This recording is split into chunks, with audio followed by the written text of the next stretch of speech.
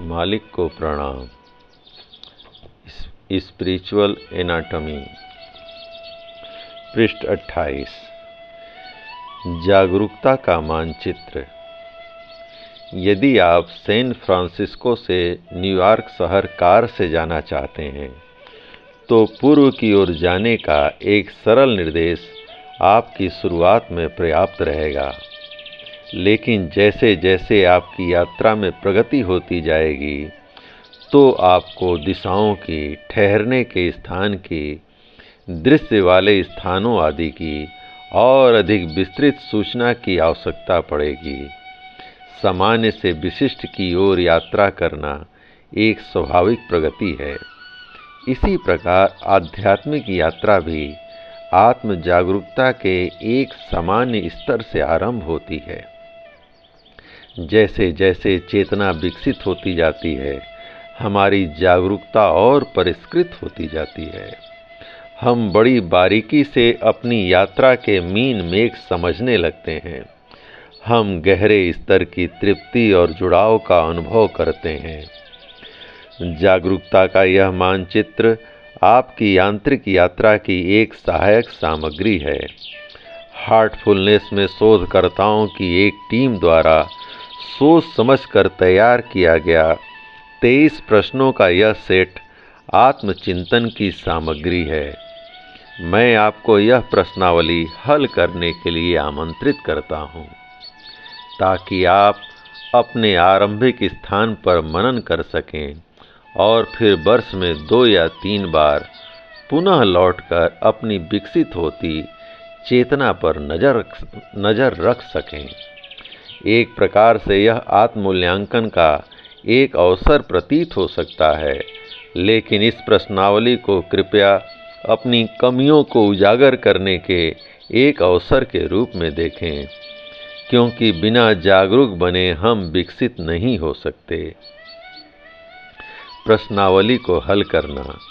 इन प्रश्नों का उत्तर देने के लिए कोई शांत जगह ढूंढें। इसमें 10-15 मिनट से ज़्यादा नहीं लगना चाहिए। मैं चाहता हूं कि आप अपने उत्तर एक डायरी में रिकॉर्ड कर लें, और यद्यपि यह प्रश्नावली डाउनलोड के लिए www.spiritualanatomy.com पर भी उपलब्ध है, प्रत्येक कथन को पढ़कर यह मनन करें कि गत 2 सप्ताह में आपका व्यवहार कैसा रहा। आप कथन से सहमत हों अथवा नहीं, उचित बॉक्स में एक चिन्ह लगा दें। उदाहरण के लिए एक प्रश्न में लिखा है, मैं जीवन के संघर्ष और उसकी शिक्षाओं को स्वीकार करता हूँ। यहाँ पर आप उन चुनौतियों को, जिन्हें पिछले 2 हफ्तों तक आपने स्वीकार किया, और उनको जिन्होंने आपको परेशान किया, आप यहाँ लेंगे, फिर अपना उत्तर चुनेंगे। नोट: कुछ प्रश्न हृदय के ज्ञान के बारे में पूछते हैं। हृदय के ज्ञान से तात्पर्य उस ज्ञान से है जो तब अवतरित होता है जब आप विचारों, इच्छाओं, गुण दोष देखने एवं भावनाओं के शोर से ऊपर उठ जाते हैं। प्रश्नावली। दूसरों के साथ आपसी संबंध। पहला प्रश्न है, मैं दूसरों की भावनाओं, जरूरतों और कष्टों के प्रति ग्रहणशील हूँ। दूसरा, इस बात पर मैं गौर करता हूँ कि बातचीत के दौरान लोगों की मेरे प्रति क्या प्रतिक्रिया रहती है। तीसरा, बातचीत के दौरान मैं दूसरों के प्रति अपनी प्रतिक्रियाओं पर गौर करता हूँ।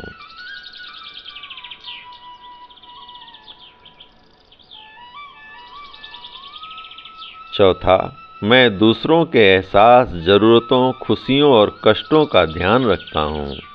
पाँचवां, मैं दूसरों के परिप्रेक्ष्य का ख्याल रखता हूँ और उनसे सीखता हूँ। इनके उत्तर 6 पॉइंट से दिए जा सकते हैं। पहला पॉइंट है हमेशा ही। दूसरा, लगभग हमेशा। तीसरा, बहुधा। चौथा कभी कभी, पांचवा शायद ही कभी, छठा कभी नहीं। अब हृदय को सुनना के प्रश्न, इनके उत्तर भी इन्हीं 6 प्रकारों में दिए जाएंगे। पहला प्रश्न है, मैं अपने हृदय के ज्ञान को सुनता हूँ।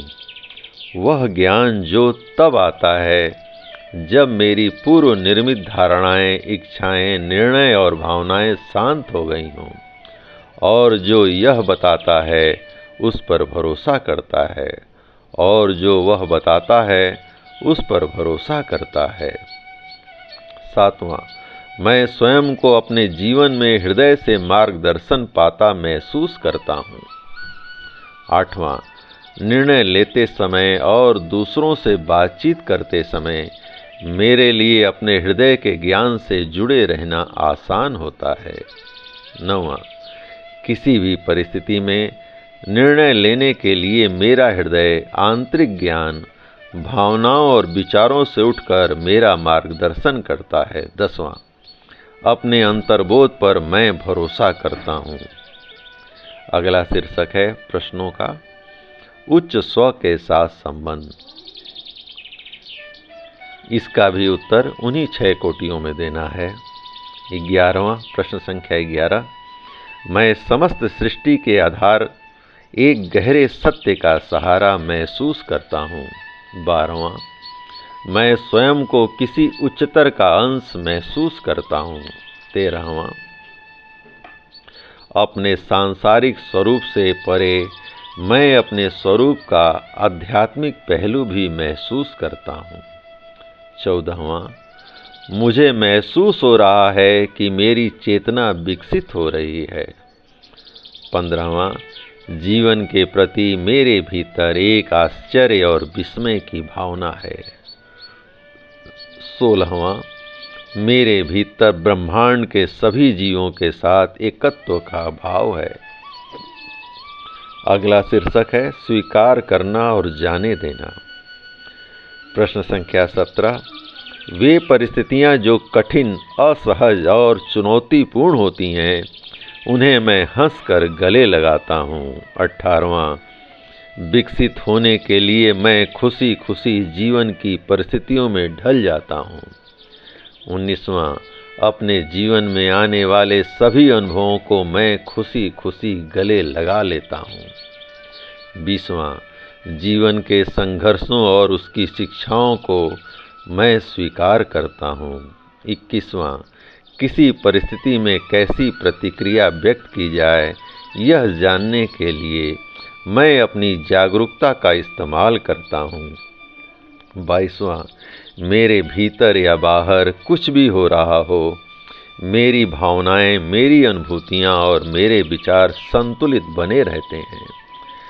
23वां, जैसे जैसे मेरी जागरूकता और मेरी चेतना में परिवर्तन आता जाता है मैं परिवर्तन के अनुरूप अपने व्यवहार को ढालता जाता हूँ।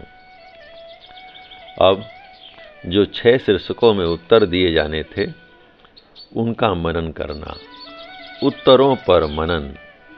याद रहे कि आपके ये उत्तर सही या गलत नहीं हैं, बल्कि आप कहाँ पर हैं इसकी जागरूकता के प्रति उत्सुकता उत्पन्न करने का एक अवसर है। यदि आप हर संभव वस्तुनिष्ठ रह सके तो हर प्रश्न के आपके उत्तर आपको उस क्षेत्र का एक भाव प्रदान कर सकते हैं जहां पर आपको ध्यान देने की तथा अपनी आध्यात्मिक प्रगति के माध्यम से विकसित होने की आवश्यकता है।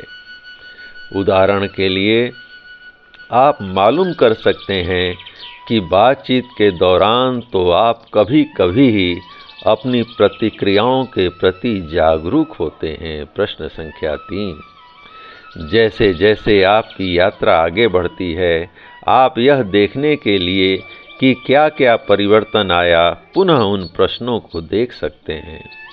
उदाहरण के लिए आपको यह ज्ञात हो सकता है कि बातचीत के दौरान अब आप अपनी प्रतिक्रियाओं के प्रति लगातार जागरूक रहने लगे हैं, जिससे यह मालूम पड़ता है कि दूसरों के प्रति अपनी जागरूकता में लगातार वृद्धि हो रही है।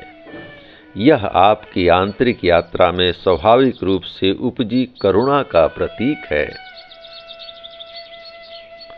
अन्य प्रश्नों में आपकी उपलब्धि घट भी सकती है, क्योंकि आप उनके गहरे अर्थ के प्रति जागरूक हो जाते हैं। उदाहरण के लिए प्रश्न संख्या 18, विकसित होने के लिए मैं खुशी खुशी जीवन की परिस्थितियों में ढल जाता हूँ, पर आप बहुधा चुन सकते हैं। जैसे जैसे आपकी यात्रा जारी रहती है, आप खुशी खुशी स्वीकार करने का और अधिक महत्व समझने लगते हैं और यह भी महसूस करने लगते हैं कि अभी भी सुधार की संभावना है। अतः अगली बार जब आप इन प्रश्नों को करेंगे तो आप कभी तो बहुधा और कभी शायद ही कभी चुन सकते हैं। यह इस बात का प्रतीक होगा कि अब आप जीवन की परिस्थितियों के प्रति अपनी प्रतिक्रियाओं के सूक्ष्म लेकिन महत्वपूर्ण पहलुओं के प्रति अधिक जागरूक हो गए हैं। आपके स्कोर का नीचे जाना फलों से लदी पेड़ की डालियों का झुकना भी माना जा सकता है। जितना आप विकसित होते जाते हैं, उतना ही आप झुकते जाते हैं। ये प्रश्न और उनके उत्तर चेतना की यात्रा में तय की गई आपकी दूरी का सूचक बन जाते हैं। हर बार लौट कर आएं और इन प्रश्नों का पुनः उत्तर दें। इससे किस प्रकार मदद मिलेगी, आपने गौर किया होगा कि जब किसी ज्ञान की पुस्तक को हम दोबारा पढ़ते हैं तो हम कुछ ऐसी चीज़ें ढूंढ लेते हैं जो पहले हमसे छूट गई थीं। जैसे कोई नया विचार, कोई नई अवधारणा या कोई गहरी समझ। पुस्तक नहीं बदलती, लेकिन आप बदल जाते हैं। इसी प्रकार समय बीतने के साथ आपकी प्रविष्टियां भी इस बात को प्रदर्शित करेंगी कि आपकी आंतरिक यात्रा में आपने कितनी दूरी तय कर ली है। धन्यवाद। मालिक को प्रणाम। पेज संख्या 35। प्रथम अध्याय पूर्ण हुआ। मालिक को समर्पित।